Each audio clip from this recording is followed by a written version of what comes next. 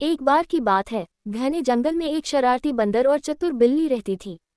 बंदर अपने चंचल स्वभाव के लिए जाना जाता था, जबकि बिल्ली अपनी चतुराई के लिए जानी जाती थी। एक दिन बंदर की नज़र एक स्वादिष्ट केले के पेड़ पर पड़ी और उसका मन करा कि काश मैं उन केलों को खा पाता। उस केले के पेड़ की रखवाली एक भयंकर और क्रोधी शेर कर रहा है। बंदर को डर लग रहा था कि अगर मैं उस पेड़ के पास गया तो शेर उसको पकड़ लेगा।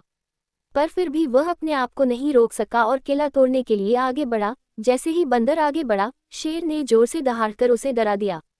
बंदर निराश हो गया और वापस अपने पेड़ पर आ गया। और यह सारा दृश्य बंदर की दोस्त बिल्ली दूर से देख रही थी।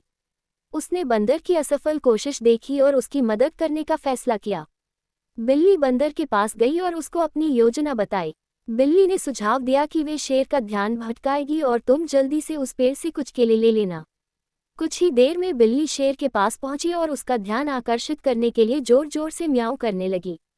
जैसे ही शेर ने बिल्ली की ओर अपना सिर घुमाया, बंदर चुपचाप केले के पेड़ पर चढ़ गया और एक एक करके केले गिराने लगा, जिससे ऐसा लगे जैसे वे स्वाभाविक रूप से गिर रहे हों।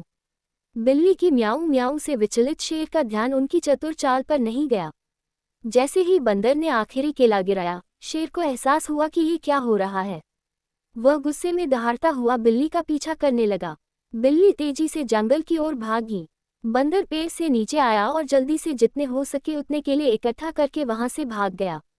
आखिरकार बिल्ली शेर का ध्यान भटकाने में कामयाब रही और बंदर के पास लौट आई।